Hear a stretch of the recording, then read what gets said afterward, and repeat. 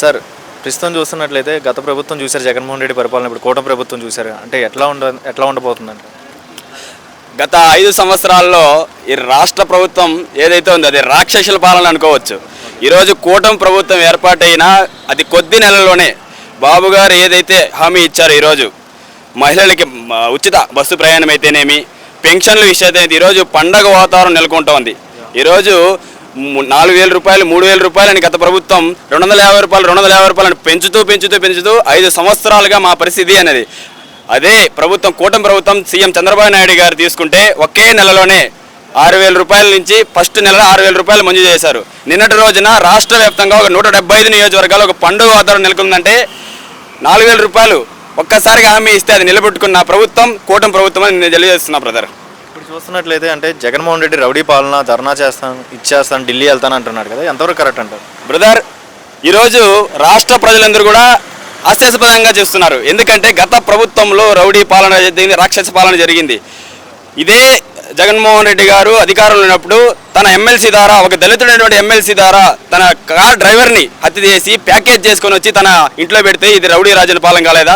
ఈరోజు ఏ ముఖం పెట్టుకొని ఈరోజు ఢిల్లీలోకి వెళ్తారని రాష్ట్రపతులు సిగ్గుచోటుగా నవ్వుతున్నారు. అదేవిధంగా ఈరోజు నాకు ప్రతిపక్ష హోదా కావాలంటున్నా అంటే అది అంగట్లో సరికా అంటున్నాను. ఈరోజు ప్రతిపక్ష హోదా కావాలంటే దాదాపు 10% నీకు ఉండాలని మింకిత జ్ఞానం కూడా లేదా? లేదంటే నీ సలహాదారులు ఉన్నారే సజ్జల రామకృష్ణారెడ్డి, వీళ్ళందరూ కూడా వీళ్ళని అడుగు, నీకు సలహాలు ఇస్తారని ఈ రాష్ట్ర ప్రభుత్వం నవ్వులాడుతుంది. ఈరోజు ఢిల్లీలో పోయి నువ్వు ధర్నా చేస్తుంటే ఎవరు నీకు మద్దతు ఇస్తున్నారు? ఈరోజు ఏ యొక్క ప్రభుత్వంలో చూసినట్లయితే గత రాక్షస పాలనే కొనసాగింది. ఈరోజు ధర్నాలు రాస్తారోకోలు చేసి నాకు ప్రతిపక్ష హోదా ఏంటంటే సొంత చెల్లెలైనటువంటి షర్మిలారెడ్డి గారు కూడా హాస్యాస్పదంగా నవ్వుతుంది ఈ విషయం మీద. సార్ మరి ఇప్పుడు చూసిన అభివృద్ధి పరంగా అమరావతి ఎలా ఉండబోతుంది అంటారు? కూటమి ప్రభుత్వం 15,000 కోట్లు అనేది కేంద్ర ప్రభుత్వం ఇచ్చింది కదా, దాని మీద మీ అభిప్రాయం?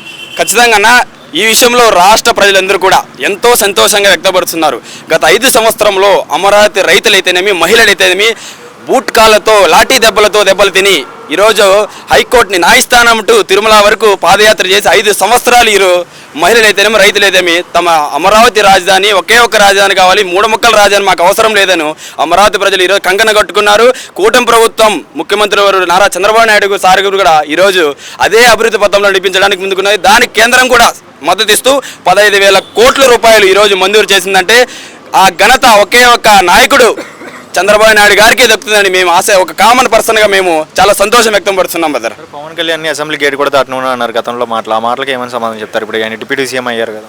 ఖచ్చితంగా ఈరోజు గత ప్రభుత్వంలో ఆయన 2019లో సింగిల్గా పోటీ చేసినప్పుడు కనీసం 1 సీటుతో ఇది చేసుకున్నారు. గత ప్రభుత్వము జగన్మోహన్ రెడ్డి గారు విమర్శలు చేస్తూ ఈరోజు అసెంబ్లీ గేటు దాగినాడు. ఈరోజు డిప్యూటీ సీఎం అయ్యాడు, ప్రతిపక్ష హోదా సంపాదించాడు. 21 సీట్లకి 21 సీట్లు కొట్టి మరి 2 ఎంపీ సీట్లు ఎన్నైతే అతను కేటాయించాడో కూటమిలో జనసేనకు అన్నిటికన్నీ చేసి చూపించి అసెంబ్లీలో గేటు తాకనే అన్నారు కదా. ప్రతిపక్ష హోదా నీకు కాదు అని తన్ని పంపించి నీకు పులివెందుల ఎమ్మెల్యేగా తయారు చేసిన కూటమి ప్రభుత్వంలో పవన్ కళ్యాణ్ మెజార్టీ అని మేము గర్వంగా ఫీల్ అవుతున్నామన్న ఈరోజు. Thank you so much.